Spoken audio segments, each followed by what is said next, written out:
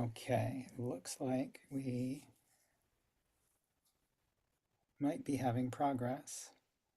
Great. Yep, we are streaming on YouTube. Welcome. Great, terrific. Okay. Um, I'll stop. I'll start recording.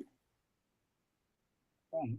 Well, welcome everybody to our first official, yet still informal, because we're so informal at SAW that we never get anything real fancy, but our first official but informal collaboration between graphic medicine and the Sequential Artist Workshop. I'm going to share a couple screens and tell you a little bit um, about Sequential Artist Workshop real fast.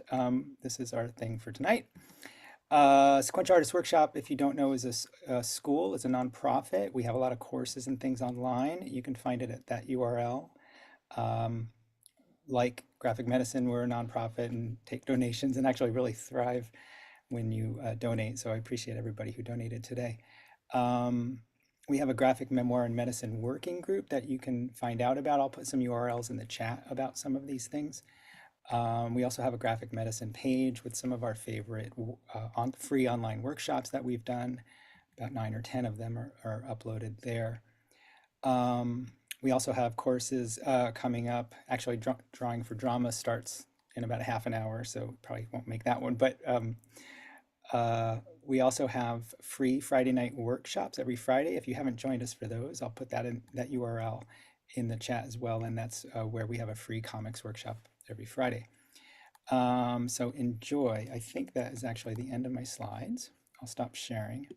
So how this will work tonight is we have 5 readers, comics about being on the front line of health. Oh, there's Jess Ruliffson. Let me pause while I make Jess a co-host. There we go. And some of them are from the Frontline Comics project, and I'll share that really fast with you as well. I believe I have it up here. The Frontline Comics project was put together by Graphic Medicine, and it was a host of really great comics about being on the front lines of healthcare. We've got 2 comics from there, and then a comic from Michael, who was one of the organizers, and then we've got 2 from SAW, and then 1, something like that. Anyway, we'll get into it in a moment. I'm going to stop sharing again. I want to just give real quick mention to our readers. One is that I think I have slides for Rachel and Mahour. And if you'd like me to click, I can do that. But I can also put the link in the chat and you can do it yourself. Janice, I believe you have your own slides. Michael, I believe you have your own slides, and Jess will be reading from their own slides as well. But if that needs to change midway or there's a problem, let me know. So if that's, and also at the end, well, this reading won't be very long, I don't think. At the end, we'd love to do a Q&A. So if you have some questions that are percolating as you go, keep them in mind, and we'll do a Q&A at the end. I also want to ask the readers, if you have a particular question that you want to be asked, send that to me in the chat, and I'll make sure to ask it of you, because sometimes we really want people to say, oh, I just want them to ask about this or that. So that's that. Our plan is to go with Rachel first, and then Mahour and Sadaf second, Jess Ruliffson third, Janice fourth, and Michael fifth. Does that sound all right? Rachel, are you ready? I'll ask you to unmute if you are. Yeah, it took me all this time to figure out how to raise my hand in the in Zoom. Oh, But nice. And yeah, actually everyone did great. Jess, if Ruliffson, if you can raise your Zoom hand, that would be awesome. But if not, we'll figure it out later. Rachel, I'm going to spotlight you, and then I'm going to share my screen.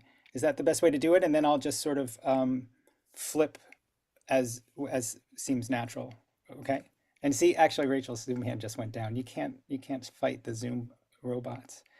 Anyway, let me spotlight you, Rachel. I will share my screen where your slide is, which is here. tell me if everybody, if the slideshow mode doesn't work. Does that work? Is everybody seeing Rachel, artist and storyteller? Yeah? Okay, great. So I told everybody that I would read the official bio that I found on the web. And if you'd like to add to that, you're welcome to. So Rachel Casas is a general internist at Penn State Health with a focus in primary care and women's health. And anything else you want to add, you can. Otherwise, I'll just click to the next slide. We'll keep going. All right. All right. Clinic ran late today. My last patient did not look good. He has COVID and pneumonia and is just not getting better. He's scared to go to the hospital because he'll be isolated from family. He really needs closer monitoring. Oh, oh, there we go. Sorry. We'll linger on the silent panels a moment. I'll call him first thing tomorrow.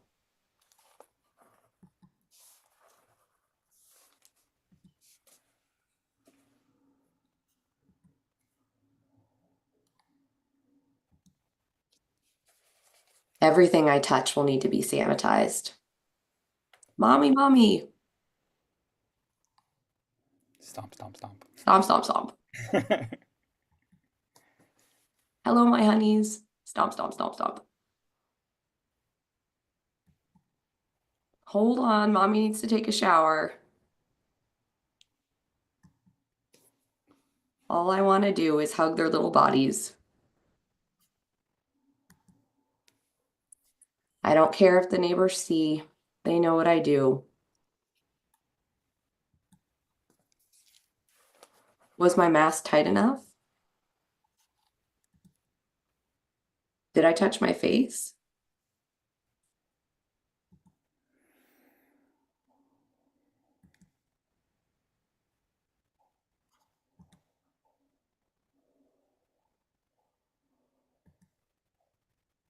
It feels like I'm crawling with COVID.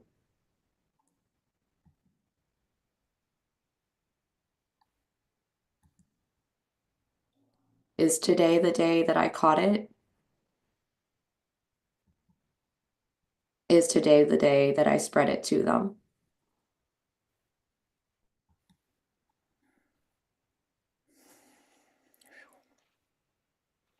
All right.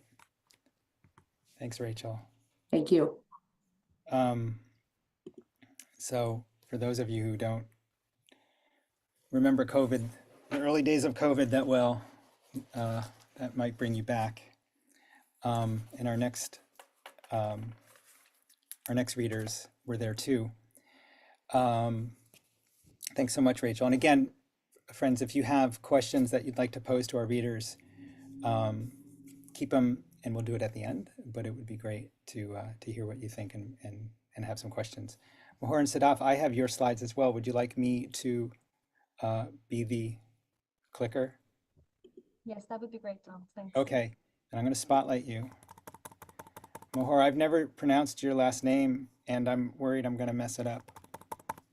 It's fine. It's Forgadim. Porhadim. Okay, here we go. Hello, Sadaf. It's nice to see you both.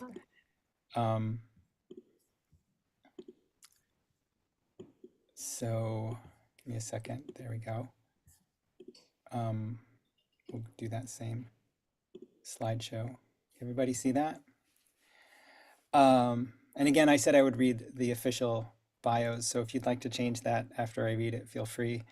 Mahour Porgadim is an Iranian comic artist and illustrator. She has a BA in Persian painting, an MFA in illustration, and is an alumna of the Sequential Artist Workshop. Collaborating with her partner, Sadaf Faghini, since 2017, they have made several comics, a few of which have won national and international awards. Using historic Iranian motifs, Mahour has always strived to share stories of her culture beyond mainstream media representations. Sadaf Faghini is an Iranian comic writer. She has a B at Science in Anesthesiology and a BA in script writing and an MA in art studies. Although nearly a decade has passed since the last day she worked at the hospital, she is still trying to show the human body conflicts in her fiction and nonfiction works. So if you are ready, I'll start. Oh, I clicked it anyway. There we go. In 2012, I was studying to become a nurse anesthetist. Only a few weeks had passed since my first internship when I fell on my knees in front of the nurse's station and cried, "But I want to study art." So why don't you?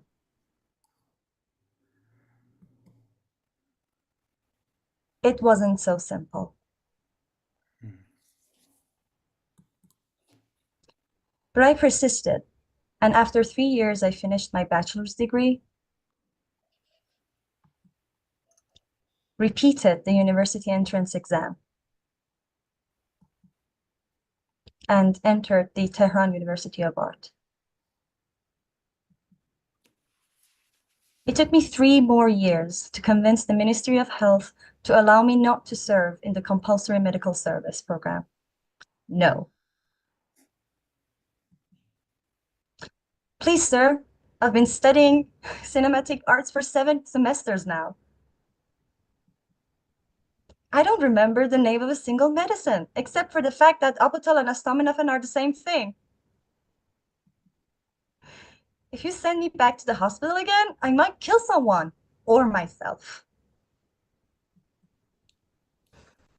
Finally, in October 2019, after running, begging, and crying, I was officially finished with the healthcare system. Oops. I was a free art student.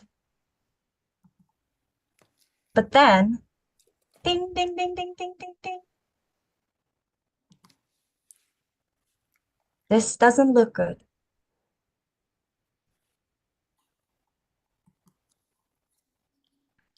While I was studying art, my former classmates were doing something very different. Every day they put on their scrubs and cared for people who had a terrifying, new, life-threatening disease. They might have died. Working in the OR, ER, and ICU. While I was studying online in the safety of my home. I survived the pandemic, but with much guilt and shame. That's why I hesitate to tell you my story now.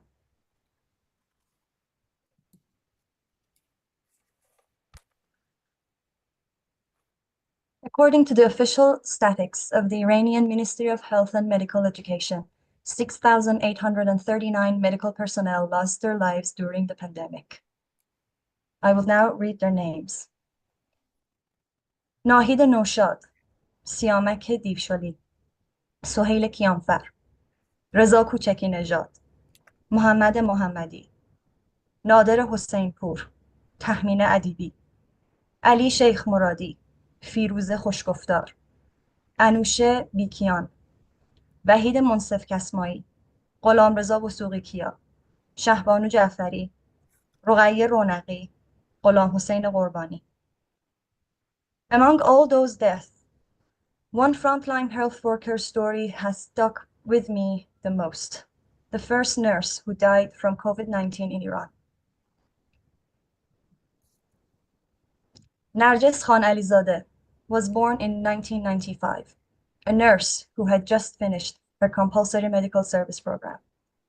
She was working in the emergency room of Imam Khomeini Hospital in Gilan. When COVID struck Iran, the authorities decided that medical staff should avoid using PPE to prevent panic among people.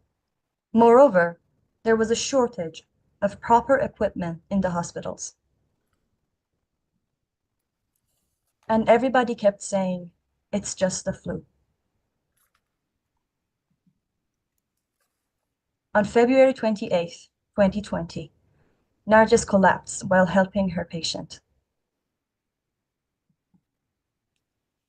Soon, her condition worsened, and she was transferred to the intensive care unit. When Narges' friend was taking her to the ICU, she took this selfie in the elevator and later posted it with this caption. She was stressed when I was taking her to the ICU. I told her that I'll take this photo so that when she got better, we could laugh about all of this together. We didn't get to laugh. 2 days later, Nargis lost her life. The results of her lung scans showed the obvious signs of a severe viral infection. However, the national media denied her death was due to COVID-19. They said they wanted to avoid causing a panic. It took many months until everybody accepted that it was not just the flu. Today, Nargis is known as one of the victims of the coronavirus. The government calls them health martyrs. They even made a statue of Nargis in her hometown. But for me, the most impactful thing that Nargis left was her last words to her husband. She wrote this letter where she was in quarantine. My dear, I told them to let you come in, but they say it's infected here. And they are right. God, do something for me. I heard something that if my shortness of breath continues, they will intubate me. I cried so much. Please save me. I'm afraid if they intubate me, I will die. Tomorrow, copy all the documents in my case and show them to a pulmonologist, to put my mind at ease at least. Thank you for coming. Go home. Sadra is alone. I love you, Nargis. Wash your hands after reading.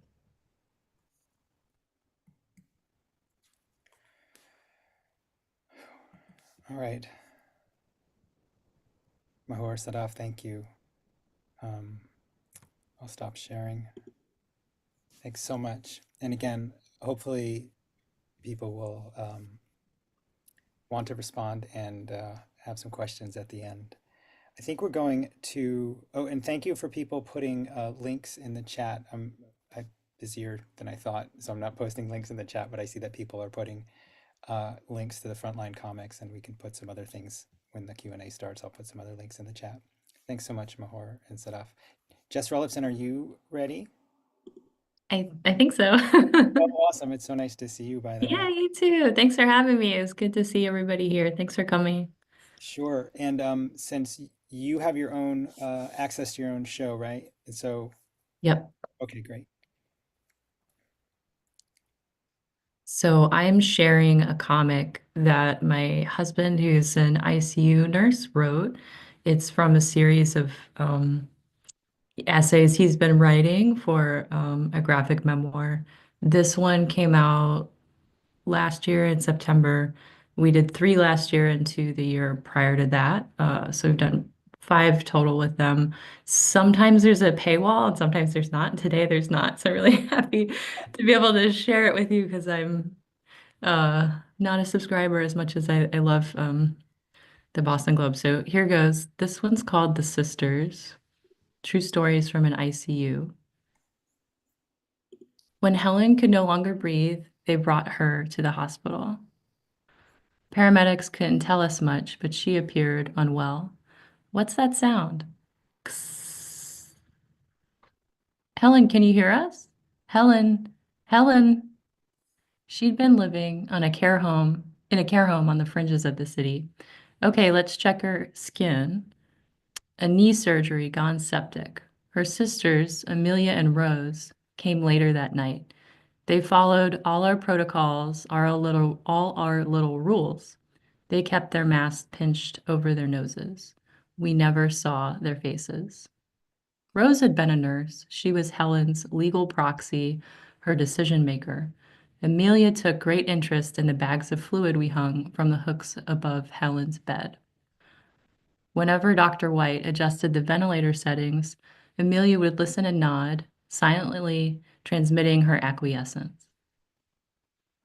Rose, though, maybe Rose wasn't so sure. She seemed dubious of the whole operation, the injections, the hourly reflex checks, the midnight trips to the MRI, all the medical baubles and knickknacks we dragged into the room. It happened a lot, too often. We'd get these patients and they'd languish, held in stasis, hostages of medicine, scanned, probed, drained. Despite possible unvoiced doubts, the sisters were united and unwavering. Believe me, I wouldn't want this, but I'm not her, you understand. I'm not my sister, and Helen, she was very clear. She wants everything done. We leaned in closer. We were trying to understand. When did she say this? Many times. Do everything. That's what she said. Recently, she said this? Recently enough. How recently? Oh, I don't know. Weeks? That sounds about right. But it seemed to us, from the size of her tracheostomy, that Helen hadn't spoken in a very long time. Look, if she hadn't told me, I'd sign the DNR right now. No, you don't have to sign anything tonight. I'd say pull the plug, but that's not what Helen wanted. No, no, don't pull any plugs. We moved Helen down to the end of the hall into a large room with spectacular views of the cloudscapes over Boston. We anticipated a long stay. We're maxed out. We can't go any higher. She's not oxygenating. The gases won't exchange. Yes, I see. We understand. But it was clear they did not see, did not understand. In all our time caring for Helen, bathing her, clipping her fingernails, with that grip she could hurt you, suctioning mucus from her airway, and irrigating her fecal tube, in all that time she spoke just one word: no. Log rolling Helen to stuff pillows under her deteriorating elbows and hips. No. Packing her decubitus ulster with moistened gauze and then, once it dried, unraveling it in red ropey braids. No, no, no. At some point early in Helen's stay, we noticed a gurgling sound coming from her feeding tube. When we clamped the tube, the sound shifted back up to her tracheostomy. Isn't that weird? Yes, weird. That air was escaping from the incision in Helen's throat and also from one in her umbilicus, suggesting an unnatural connection, a fistula, between her esophagus and trachea. This sounded bad and was, in fact, very bad. The surgeons came the following Tuesday. They examined Helen in a brief, perfunctory sort of way and then rendered a decision. We're not touching her without cardiothoracic on board. Our hospital, poor as it was, did not employ any cardiothoracic surgeons. In order to fix this problem, Helen would need to be airlifted to a major hospital in Boston. This was impossible, lacking a helipad as we did, and anyway, Helen was too unstable to be flown across the city. She's looking better, isn't she? She's been through so much. Yes, she has, a lot. So it went for many weeks, us keeping Helen alive with increasing doses of oxygen, opioids, vasopressors, electricity, blood products, antibiotics, and steroids, and the sisters visiting religiously, asking the usual questions and enlisting us in the torture of Helen. I was charge nurse by then. I posted the assignments in dry erase marker. I tried to be equitable with the assignments, but I never wrote my name in that last slot. I was afraid of Helen, the way she stared at the ceiling, her mouth agape in unfed hunger, and she never seemed to sleep. And I was leery of the sisters, both sisters. I didn't understand how they could look at Helen and possibly see any meaningful chance of recovery. In church with my wife, I'd get restless. The pageantry, the organ music, ridiculous, all of it. Yet I enjoyed going. In the afterglow of Mass, I felt healthy and cleansed in ways I can't describe. What'd you think of the sermon? Something about a vineyard? You weren't listening. I was. He said whoever's first will be last. I couldn't understand him. I was mired in a rut, disconnected from the pulse of my life. Tat, tat, tat, boom, pop, pop. It seemed to me that the bond between medicine and healing had dissolved irreversibly, had mutated into something obscene. Side effects may include vomiting, intestinal torsion, blindness, and exploding head syndrome. I couldn't shake the feeling that we were foot soldiers in some vast criminal enterprise. In October, the hospital hired a travel nurse named Chloe. She made herself right at home on our unit. Mind if I use this? Be my guest. Helen's albumin is low again. Where are we on goals of care? Still a full code. So what? She just wants to rot on the vent? Dead silence. You could hear a pin drop. Those are her wishes. Those can't be her wishes. It's my understanding of her wishes. An hour later, Chloe hit the call light, summoning us into the room. Look at this. It's disgusting. It's inhumane. Look at this sacral wound. It's huge. It's down to the bone. You could stick your fist in it. Show them. Meaning the sisters. Meaning Chloe should let them see the festering wound, the kind of wound that grows in bedfast patients despite our best care, our best efforts. Offer them proof of Helen's dismal prognosis. When they were buzzed into the ward, Chloe greeted them with a hug. That surprised us. I've heard so much about you. Let's tie a nice bow. Thank you. I love your sweater. Is that lamb's wool? Why, yes. I never buy synthetics. And we listened as Chloe segued incredibly from fabrics to wound care, describing the erosion of muscle and bone, the layers of yellow sewing, after which the sisters thanked Chloe and told us to carry on with the plan. Sometimes I'd come home from work and just space out. I would stare at the wall. I needed perfect silence, perfect stillness. What's wrong? The cat bit me. Well, you didn't say hi to her. Say hi to who? The cat? Forget it. At night, I'd try to forget the things I'd seen and done over the years, the bandaging of necrotic limbs, the siphoning of blood from withered arms, all the elderly unpersoned from their bodies, penned into rooms with no windows, no music, no flowers. They seem less like acts of valor and more like human rights violations. Every so often, I decided to spontaneously rejoin my marriage. We'd sit for a meal together, and there would be an honesty between us. I wouldn't want to live like that. Like what? I was talking about Helen. I was relaying what many nurses say in private, that we'd rather die on the street than in our own wards. What if I find you on the floor not breathing? Don't call an ambulance, call a priest. Why not both? No, let me die. That doesn't sound very Catholic. The doctors did not lie. They didn't try to mislead. They chose the words carefully. She's clinically improving. Oh, that's good news. Not necessarily. In the spaces between the words was the truth. I mean to say her numbers look better. Great. That doesn't mean she's getting better. Sometimes you want to shake people. You want to scream in their faces. Look at her. She's dying. But you can't do that. The words don't get through. The picture doesn't cohere. The gases won't exchange. We can continue to treat what's treatable. Yes, let's do that. What the sisters kept hearing was a promise. Then one night I came to work and Helen wasn't there. In her bed was a 31-year-old man who ingested some kind of poison. What happened to Helen? Shipped to Boston. You're kidding. I wondered what would become of her. Would they keep resuscitating her body? Keep bringing her for more surgeries, opening and closing her like a suitcase? We could have offered her something better, a good death. It didn't have to be unseemly. It could be lovely. Flowers, morphine, a quiet room, a quilted blanket, things that cost almost nothing. In the pews, my mind kept drifting. The priest was saying something about grace. Grace and mercy. I didn't quite catch it. He was saying grace hinged on suffering, and without suffering, we could never know God. They were yoked together, mercy and grace, twins somehow. They were in dialogue with each other, connected in ways that didn't always make sense. I leaned in closer. I was trying to understand.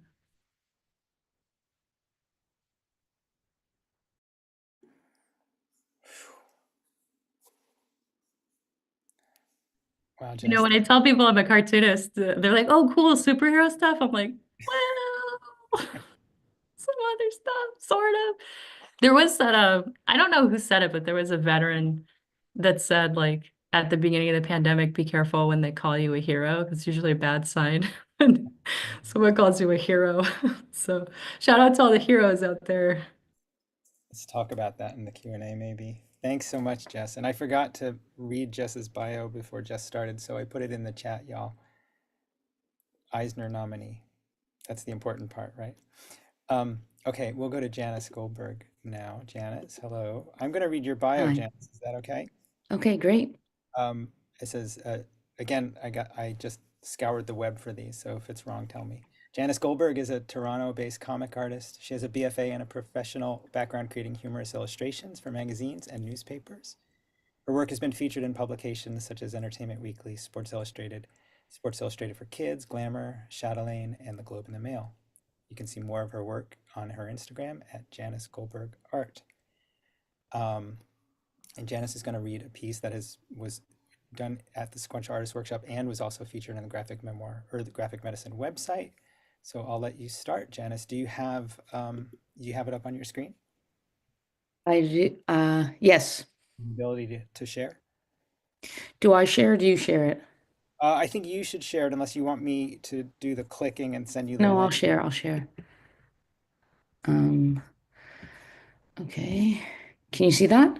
Yes. Okay. Medical gaslighting.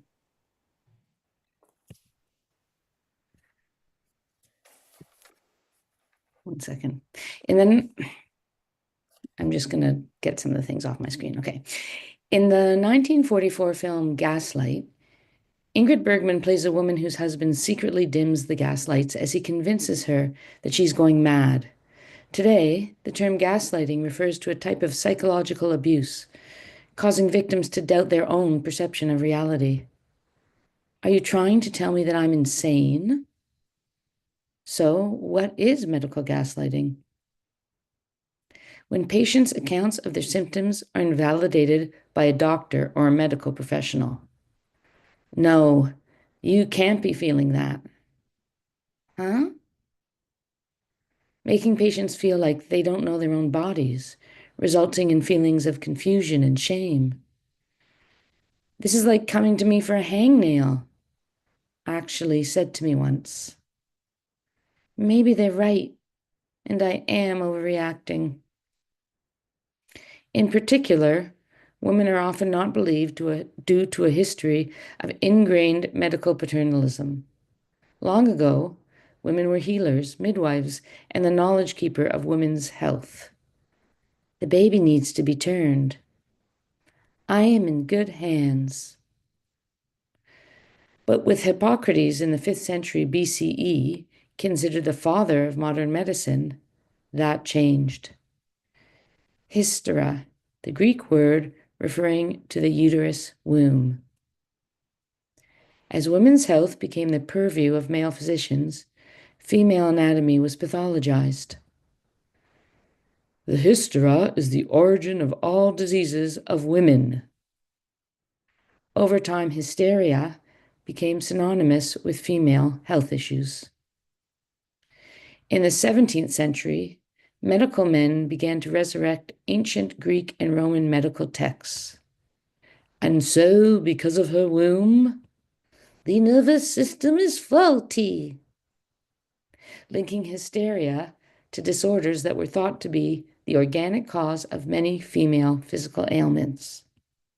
Headaches, pelvic pain, fatigue, joint pain, motor function issues, digestive problems, etc., etc. But in the late 19th century, Sigmund Freud theorized that hysteria was psychological, father of psychology. Daddy wouldn't buy me a pony. And how is the stomach pain, Fräulein? Symptoms that could not be explained could now be blamed on the unknowable, unconscious mind. It is sometimes too much to bear, doctor. The patient's psychological conflict is the source of her pain. Thinking changed, and a systemic bias developed, which still persists. Today, when practitioners can't determine the cause of symptoms, if we can't see it on a test, we don't believe it exists. Anxiety and depression continue to be too often used as a diagnostic default and catch-all, like a get-out-of-jail-free card, allowing intellectual laziness. Medical gaslighting causes emotional and physical harm. Patients may develop a fear of sharing health complaints. Delays in diagnosis can result in undue suffering. I'm worried about your health. Please call your doctor. The doctor might tell me it's all in my head again. Thanks for your concern, but I think I'll wait it out a bit longer and see. Often, the most important words for a patient to hear are, I believe you. When patients are believed, it can feel like a celebratory relief. I'm not crazy. I know my body.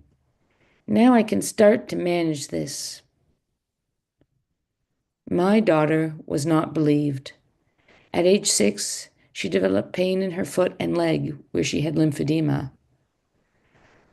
My foot hurts a lot. Custom-made compression garment to manage swelling. Lymphedema is a swelling caused by poorly functioning lymphatic vessels. But the pediatric specialist dismissed her pain because he had not seen it in other children with this condition. This doesn't hurt, does it? Squeeze! Yes! Even though pain was common for adults with lymphedema. Unfortunately, he was the only doctor in the region who followed pediatric lymphedema patients, and she needed to see him in order to access care and services. Mommy, why did the doctor tell me that my foot doesn't hurt?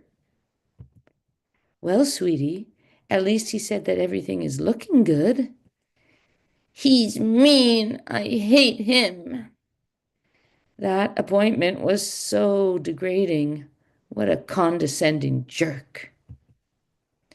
I didn't know how to help her cope. Her pain increased, and she became a patient of the hospital's pain team who helped with pain management. Her actual art therapy drawing.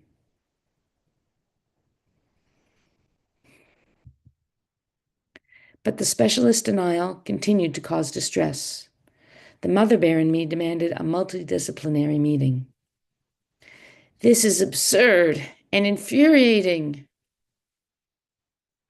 At the meeting, the pain team advocated for our daughter, and under pressure, the specialist admitted he was wrong.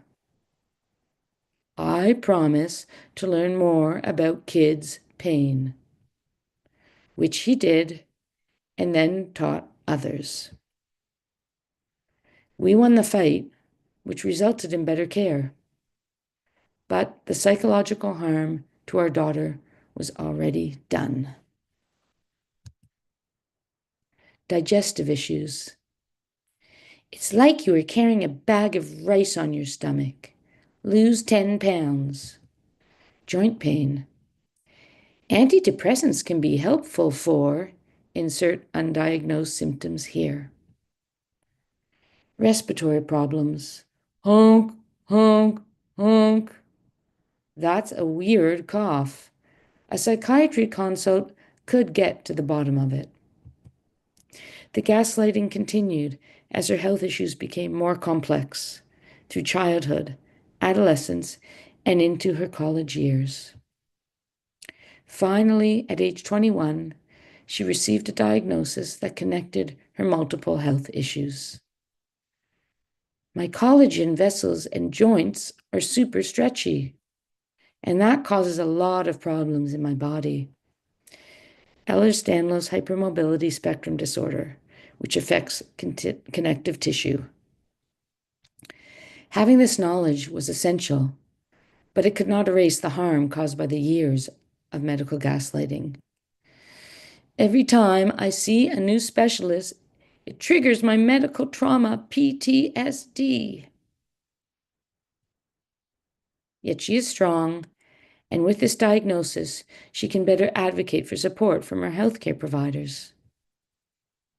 I made this summary of my medical history. Please keep this copy. Wow, this is so organized and useful. When doctors validate patients' experiences, they can work together for better health outcomes. Your awareness of your symptoms helps me to understand. Thanks. After all, we are the experts of what we are feeling in our bodies. Here's just a list of references. I did quite a bit of research. And this comic first appeared in the News Again, which was a anthology from the Sequential Artist Workshop. Awesome, Janice. Thank you. Thank you. I'll let you stop the sharing there. Thanks. And there's a lot going on in the chat during that one, so you want to check that out. Okay, great. Okay, I'm going to spotlight Michael, who is our last reader. Thanks everybody for reading so far. Michael, if you don't mind, I'll read your bio. You okay with that? Yeah. All right. And you have your presentation online, right? Yes. Okay. So thank you, Michael, for being here. Michael is a physician and bioethicist and a professor in the Departments of Humanities and Medicine at Penn State College of Medicine. He has been interested in comics and all forms of visual arts since childhood and created a first-of-its-kind course on comics and medicine for medical students. As a physician, he cares for patients, teaches medical students, and is an NIH-funded researcher in the area of end-of-life decision-making and advanced care planning. He's co-author of the Graphic Medicine Manifesto and published several landmark articles on graphic medicine, including Missed It, the first comic to be featured in a mainstream medical journal. These days, he is the standing guest editor of the graphic medicine section of the Annals of Internal Medicine and has authored several of his own comics, one of which we're going to see tonight. His professional profile can be viewed here, and he can be found on Instagram at MJG15, and I'll put that in the chat as well. I'll put some of the others in the chat. Michael, thanks so much for being here. We're looking forward to your piece too.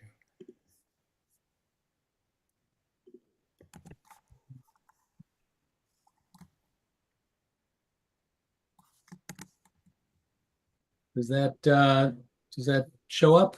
That works, yeah. Okay.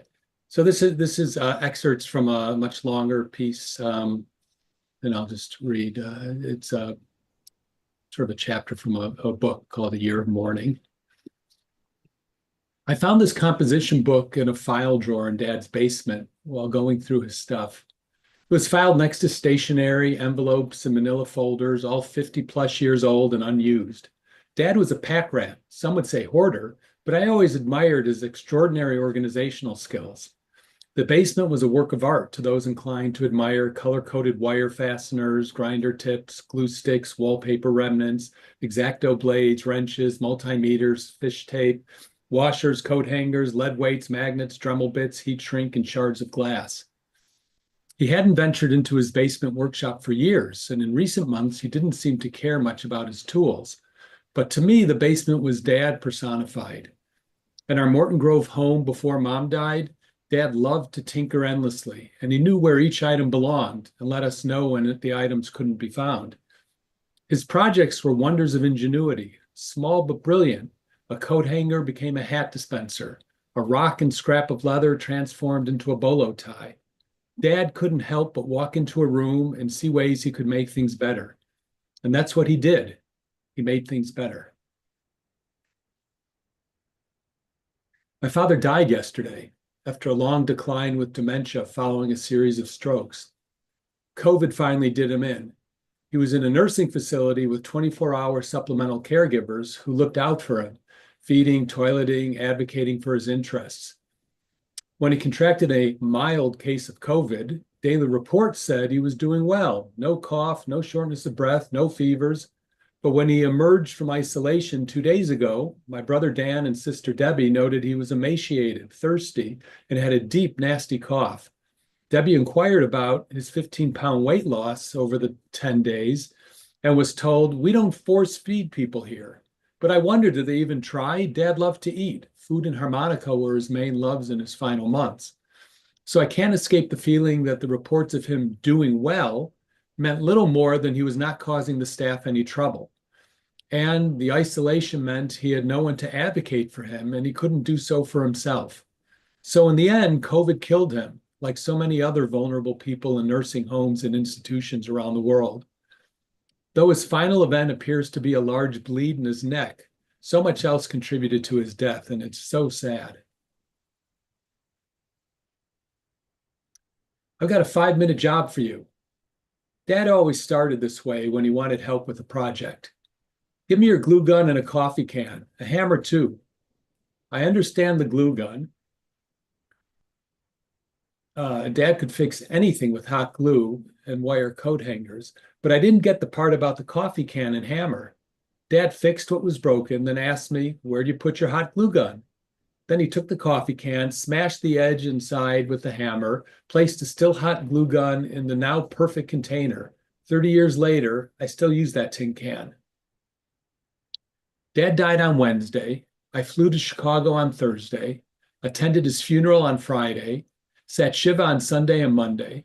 Tuesday and Wednesday, we cleaned out his office bedroom and began to declutter his basement. Then my siblings and I parted ways, and I headed across town to the graphic medicine conference, where my happy and energetic friends and colleagues provided a stark contrast to the heaviness of the preceding days. It was difficult to stay present when my thoughts were on Dad and what to do with all his stuff.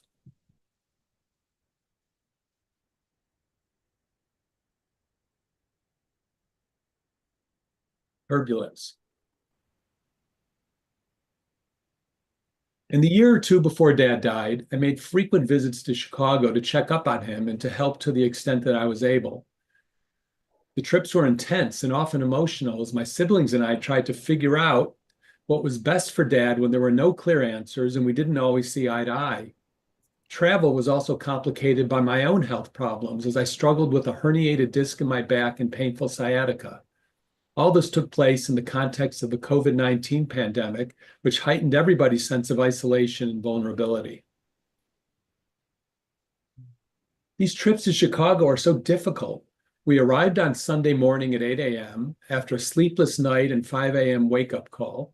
The plan was to head to my brother Dan's house and then visit Dad, but Dan tested positive for COVID. Instead, we had breakfast, visited Dad, and had a lovely time sitting outdoors, then went to his house to go through his files and other stuff. We retrieved some important documents, got a sense of what's there, then drove to Sister Debbie's, took a walk with my niece, outdoor and masked as she had a cold, and had dinner and crashed. Day 2, Monday. My niece tests positive for COVID. We rewire Debbie's internet. My wife Lisa takes a swim. Tornadoes engulf the city. We speak with our lawyer and we plan for a family conversation to discuss Mel's future. My siblings and I spend hours prepping, but the meeting is a shit show. In the middle of all this, I get a call from my daughter saying there's a gas leak in the neighborhood. What should we do? Urgent. Meanwhile, the skies are black, the wind is howling, the conversation is bleak, and my back is killing me.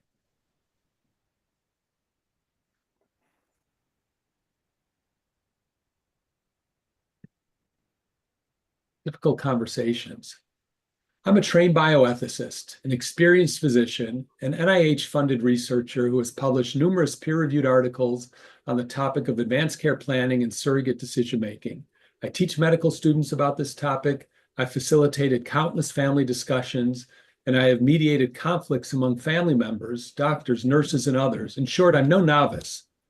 Nonetheless, when I had to deal with these issues with my own family, all the skills and experiences proved to be only marginally helpful. Family dynamics and conflicting views about what the right way to proceed made the process complicated and emotionally laden. When the power dynamics of a second marriage and strong-willed adult children are layered on top of this, it's not surprising the conflicts emerged.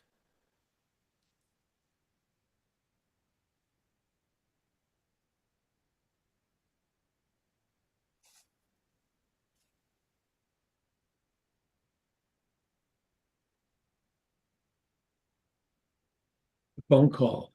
Just saw Dad for the first time since he got COVID. He looks terrible, emaciated, coughing, weak.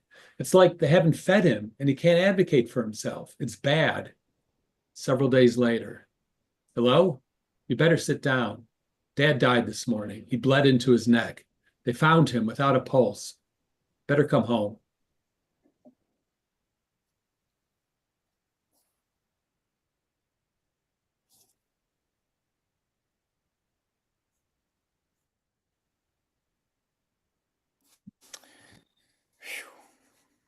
All right. Thanks, Michael. Okay, I'm going to remove the spotlight on Michael. I've got a grid up. Janice, if you don't mind, raise your Zoom hand again, and we'll see if we can keep that up. Um, Thank you so much. This was really wonderful. Um, I can start. I'd love to hear if people have questions or would like to have a conversation continued on any of the themes they saw. I've got a couple I'd like to start, but if you do have questions, raise your Zoom hand, and we'll come around to you and have you ask it. But I want to ask two sets of questions to any of our readers who will handle it, and that is the question of about drawing. You've all told really powerful healthcare stories, but you also drew them. What role does drawing in either, as just an idea, the act of drawing as an idea, or the act of drawing physically, the process of it, what does that serve for you? And I'll take any of your answers. And if nobody answers, then I'll prod. um, I'll start maybe with Michael, since there you are, and I'll spotlight. Or actually, no, this AI will do it on our own. Yeah, Michael, maybe you could tell us about drawing Yeah, well, so for me, I mean, this story really was a visual journal that I was keeping in real time as a way of processing the really difficult emotions that I was experiencing as my dad was getting sick and dying, and then after he died, dealing with the grief of it. And so for me, it was a daily ritual to draw and write. And I love drawing because it gave me an opportunity, especially after my dad died, to spend time with him. I would look at old photos of him from his childhood, from my childhood, from younger years when he was healthy, and I got to really spend time with him after he was gone, and think about him and my relationship with him. And so for me, drawing was very uh, cathartic and engaging, and I just loved doing it. It put me in a frame of mind where I could really intentionally devote time to thinking about my dad. And I don't know that I could have or would have done it had I not intentionally spent the time drawing, because drawing's slow, as any artist knows. It's a slow process, and I wanted and needed that time to sort of slowly look at him and look at things. And so it was really helpful for me to deal with that year following his death, that I was doing this diary keeping. Great answer. Thanks. I'm going to ask something similar of Rachel and then Janice, because there are our two other solo artists. Rachel, I don't know anything about your background as an artist. Can you tell us what drew you to draw that story? And also, did you draw it in sort of real time or much later? Sure, I'm not an artist. Oh, Michael, I wouldn't consider myself an artist. Michael was kind enough to mentor me through this process. And I think one of the things that the pandemic definitely made me realize, and I think for many of us, is that we need to spend time doing things we enjoy. And so art was one of those things that I hadn't done much of in decades, and was trying to find ways to incorporate it into my current life as a physician. And this seemed like a way to bring it in. And I did these drawings after the fact. I remember during the pandemic, I just did not have bandwidth to do much of anything, honestly. So this was for me kind of aftermath processing, and it was very therapeutic in that way. thanks. That last image of in your story is so haunting, of you holding your children. I just think it's so sensitive and heartfelt. Thanks for doing it. Janice, will you tell us a little about your history with art and why and how that story came about visually? Well, I created that story, not created. I developed it because some of it is true, or a lot of it's true, because I wanted to learn how to do an explainer comic. Um, I wanted to be able to talk about like exposition and then relate it to my story of supporting my daughter. And I am working on a graphic memoir about supporting my daughter through complex chronic illness. And so this is going to serve as an introductory sort of chapter. And I guess I wanted to talk about medical gaslighting because we'd been through so much and I'd been her advocate and it was so difficult and I was so frustrated over time. And so I guess it was sort of cathartic, but it was very, very difficult because I did so much research and I had the limitation that it was a 6-page comic for the anthology. And that was the hardest part, was taking all my research and turning it into a concise 6-page comic. And so the drawings were very simple.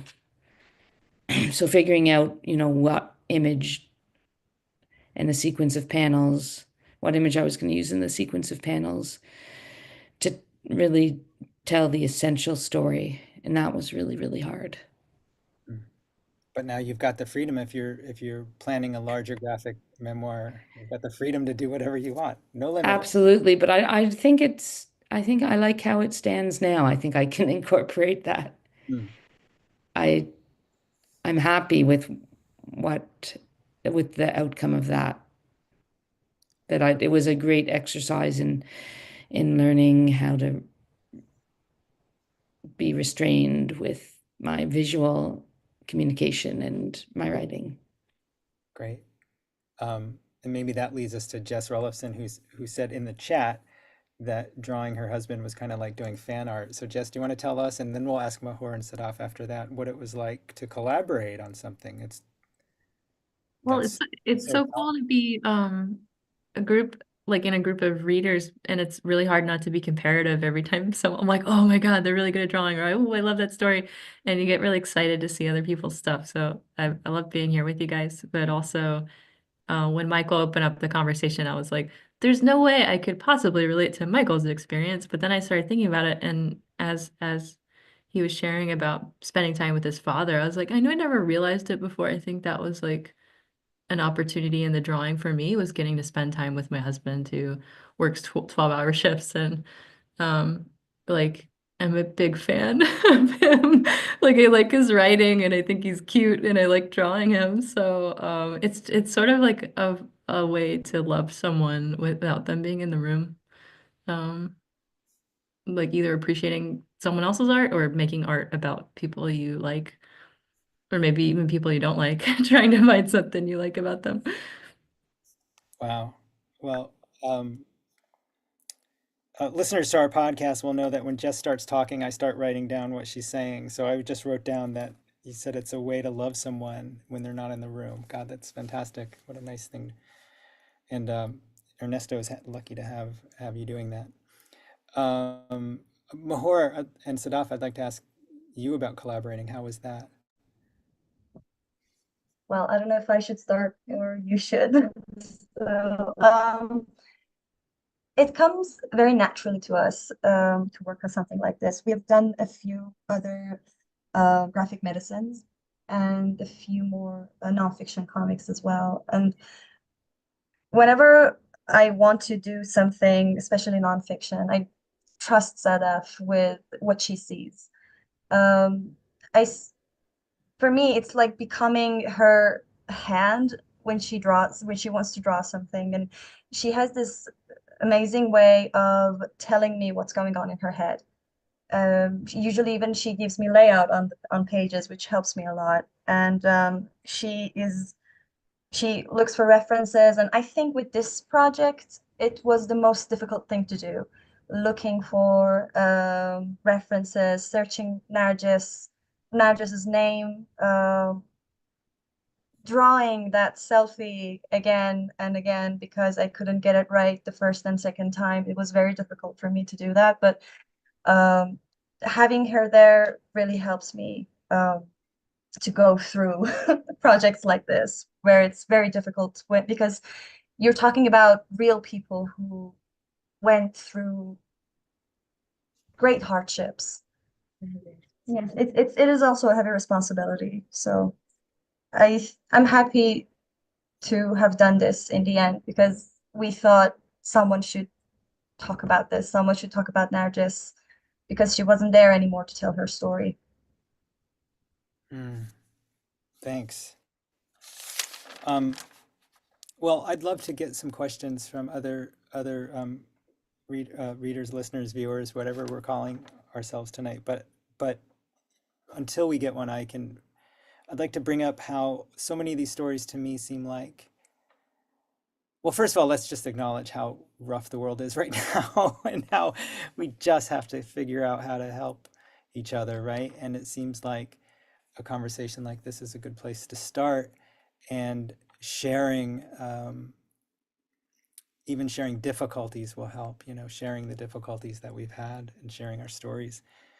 One thing I noticed in all the stories, in fact, probably in most stories in general, is that there's this dichotomy, like two things are trying to coexist and it's difficult to make them coexist. So, for instance, in Jess's story written by Ernesto, it's this like, I'd rather die in the street than in our own ward, he says, right? So there's this disconnect, this dichotomy of how we're helping people and how they really should be helped if grace were really there. And again, to use Ernesto's word, but maybe not correctly. The dichotomy in Mahour and Sadaf's piece is sort of more like the stonewalling from the institutions, right? The way in which the truth won't come out, and it's being held back.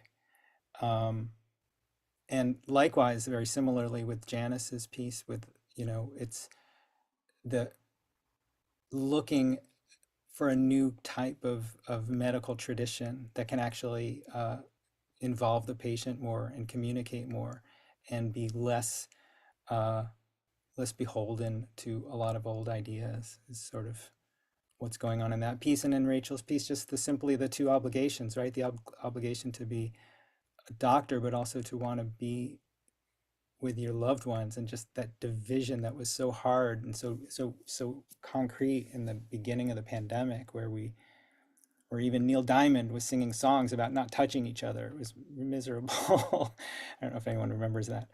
And then Michael actually had so many crisscrossing dichotomies, and especially the one that I thought was the most interesting was all these family dynamics trying to coexist and it not really working out and being very difficult. I'd love to hear any responses from any of our readers about that.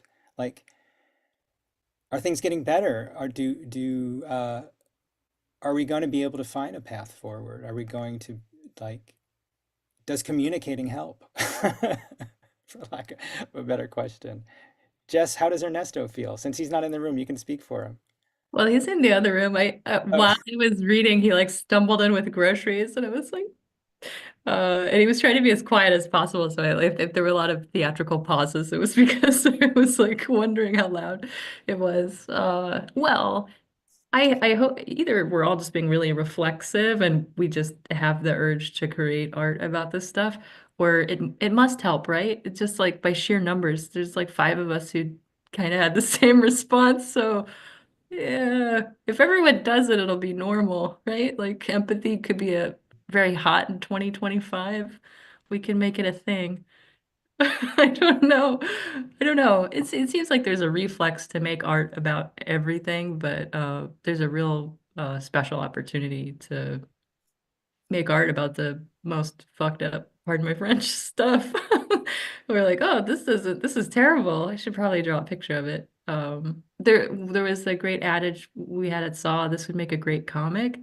And the drawing that went along with it was like a UFO that's I think kidnapping someone. So sometimes the scary stuff can end up I mean, not everything. You don't necessarily have to share every horror of your life, but I do feel like in trying to process an experience through the making of art and share that with the world, at least for me, and I could see it in the other pieces. So it's either me projecting or we're all the same in the end. I was always looking not for a silver lining, but for something funny or charming or interesting in all of the scenes that happened in the comic that I shared, even though it wasn't necessarily my story.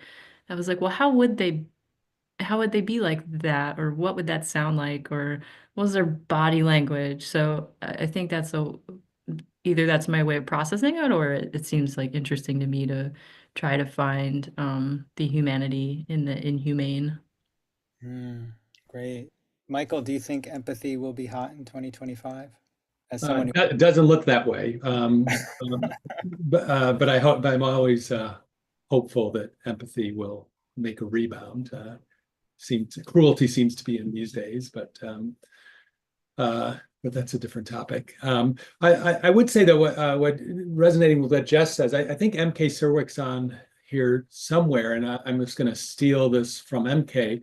But in the graphic medicine world, we're very used to living in the difficult issues of hard medical times. That's sort of what we do, and I think MK said, and I'm probably going to botch it, but something to the effect of we do graphic medicine and make comics because it takes a difficult situation and makes it better. And that's sort of the reason we do it. And I think it's often the case that we need outlets for the difficulties that are human. I mean, we inevitably face hardship in life, whether it's a medical hardship or some other hardship. It's going to happen at some point or another, and sharing those experiences, articulating them, can help. It doesn't necessarily make the bad thing go away, but it can help deal with it and process and make meaning out of these experiences. Um, we all have these common stories about some difficult times that we went through. And for whatever reason, we chose to make art about it, and it seemed to be helpful. So I'm a big fan of that. Great, thanks. Janice, as our sole patient advocate in this reading, do you feel that writing and drawing about it has been helpful? Is empathy being gained in this world? Are you hopeful about the future? I know a lot of people in the chat recognized themselves in your comic pretty strongly. I've had nice feedback from people saying this has helped me. There's even someone from Saw who reached out saying they so related to the medical gaslighting story that they were going through something similar, and that was knowing that someone else had been through it and describing the phenomenon was helping keeping them going. I guess as patients, people can continue to insist that their stories are real and important, their stories about their own health, and to challenge doctors when they're being dismissed. But it's very hard because there's such a huge power imbalance, and patients rarely feel that they are at the same level as a doctor or nurse or whatever. Nurses are actually usually great advocates, but there's just such an imbalance, especially for younger people. It's easier. It was a little bit easier for me as a parent, but then I was always labeled the crazy mom. That's how I felt. So I just think we keep having to tell the same messages like, this is real. Keep advocating, keep challenging. When you know something's wrong, keep challenging and advocating. And I hope that the next generation of medical professionals are being educated differently. I'd love to ask, yeah, I hear you on that. and related to that, I'd like to ask Mahour and Sadaf, and particularly Sadaf, what you hear from, and we know you're not in the field of medicine anymore. What do you hear from your former colleagues? How are they Oh, feeling, and how how are they feeling, and what does the future look like for them? And how does communicating help? And is empathy growing there? oh, oh, well. Um, Big questions, we right? have I'm two sorry. separate answers. Is it okay if I speak Farsi and for Mahour to translate it? Sure. Yeah, is it okay? Um, تو 10 سال پیش وقتی من اینو شروع کردم سنگشنا هنوز این تاثیر رو نذاشته بودن. الان خیلی اوضاع بدتر شده. اکویپمنت همون کمه و دکترامون دارن فرار میکنن. Yes, so 10 years ago when she started this journey, the sanctions weren't as they are today. And that is affecting our healthcare system severely. We don't have equipment, even as much as we did in the process of the COVID-19 pandemic. And almost every medical healthcare personnel, doctors, nurses, are trying to escape the country somehow. So we have a crisis and have a crisis in our medical healthcare system, and we don't have enough staff. And the truth is, I don't know if I should put a trigger warning here, but the suicide rates are getting out of hand. Actually, it's one resident in every 2 weeks. Yes, and that's only the residents. The hours are crazy. There are no more people to fill these jobs, and everybody is just trying to somehow save themselves. We Iranians, I mean, maybe you have heard of us being very good doctors, but the thing is, the very good doctors are not in the country anymore. Wow. Thanks for that. And I missed that statistic.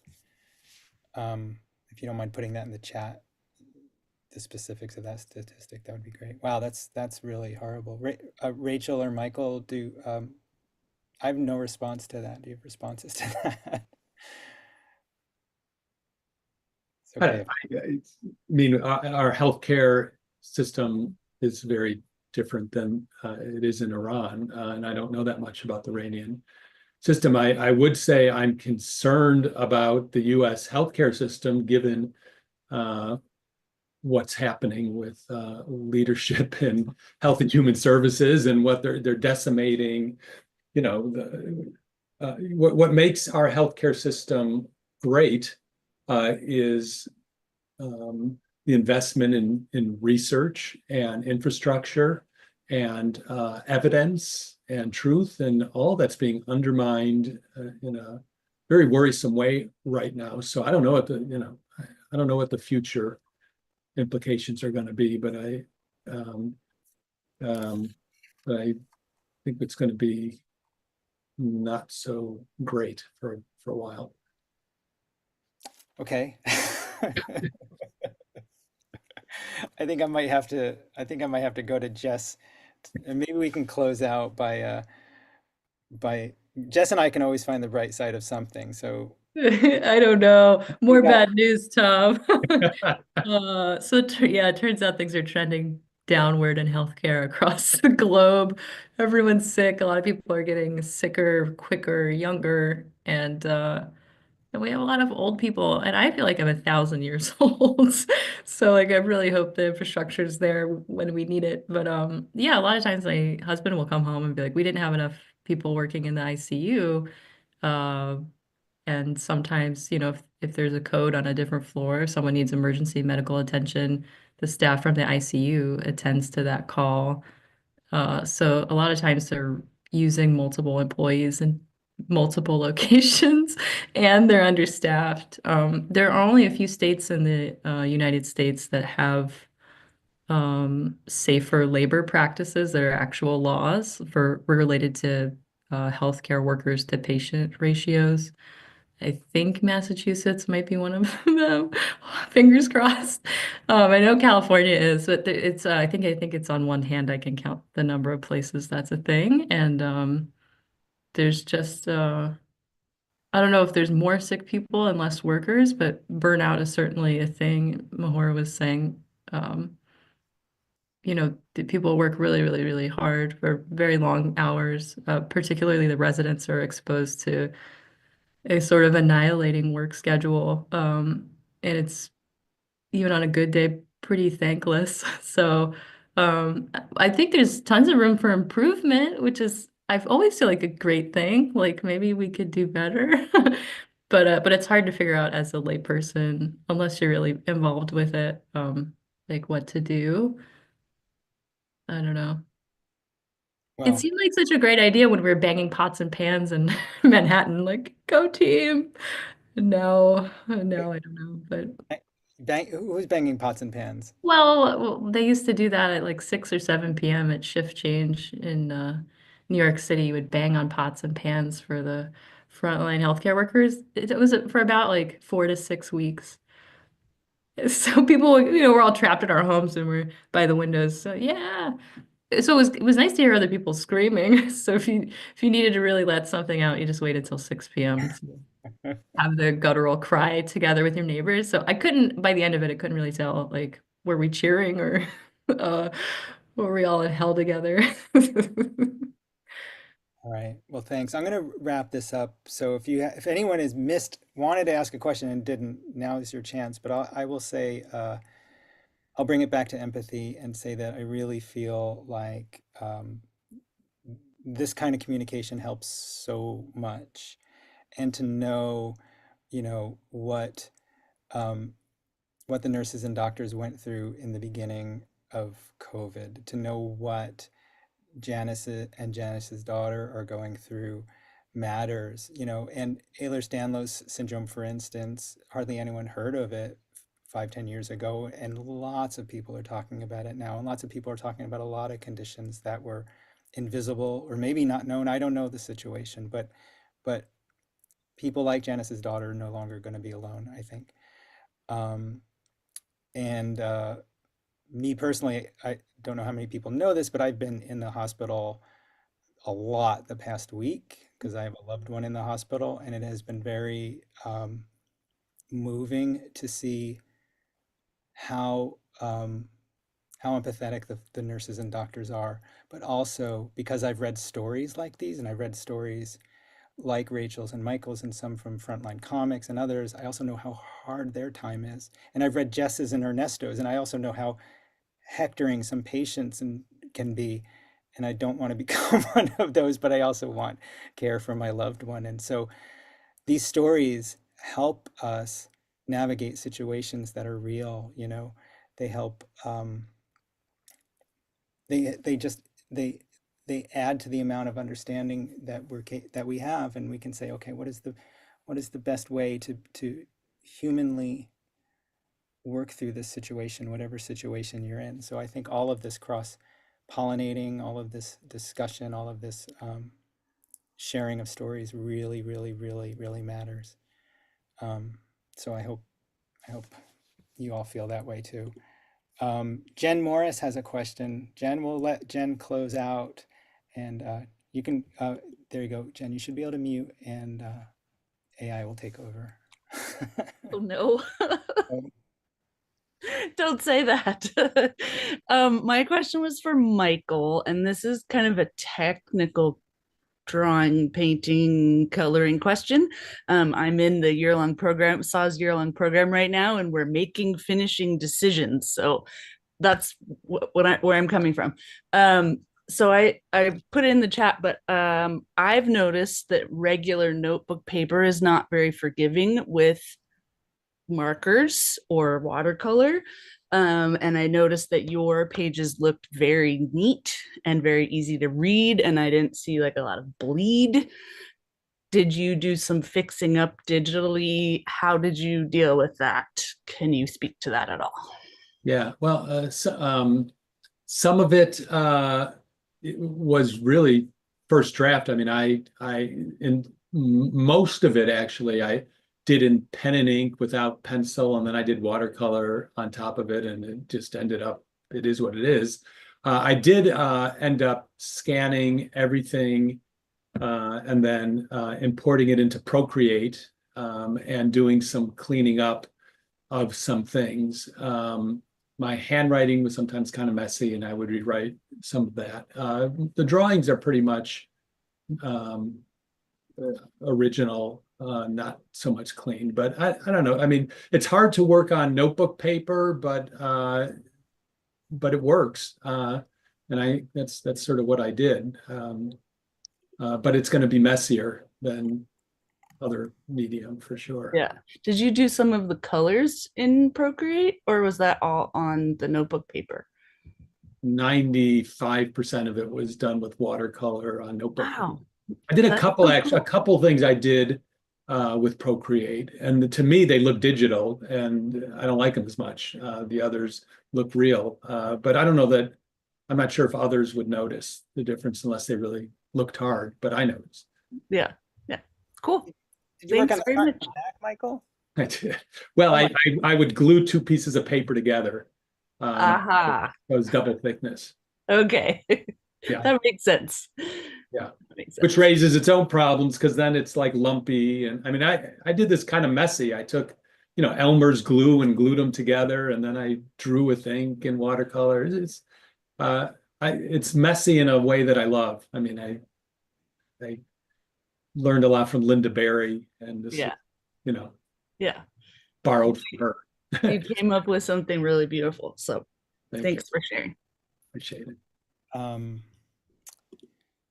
Thanks, everyone. This has been really wonderful. And if Michael and MK and everybody at Graphic Medicine will allow it, I'd love to have more of these happen now and then. We've put a bunch of links in the chat, links to Frontline Comics, links to Sequential Artist Workshop, and this recording of this will be up somewhere soon, so stay tuned.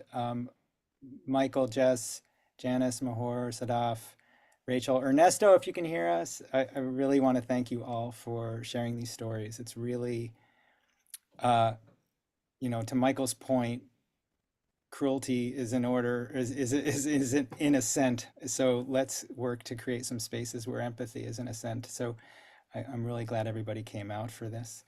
We have a little tradition of letting everyone come out on mic and give a round of applause. So thank everyone, come on out and unmute and give a round of applause. And thank you, readers. And we will see you again at the next time we do one. Thank you. Thanks Thank so you, much. everyone. Thank you. Thank you. Well Really, done. thanks. Good job. Thank you so Bye. much. Really good to connect. Thank you. Thank you. Bye. Thanks. Send everybody an email with the recording. Thank you, everybody. Thank you, everyone. Bye-bye. Thank you, Tom. Good night.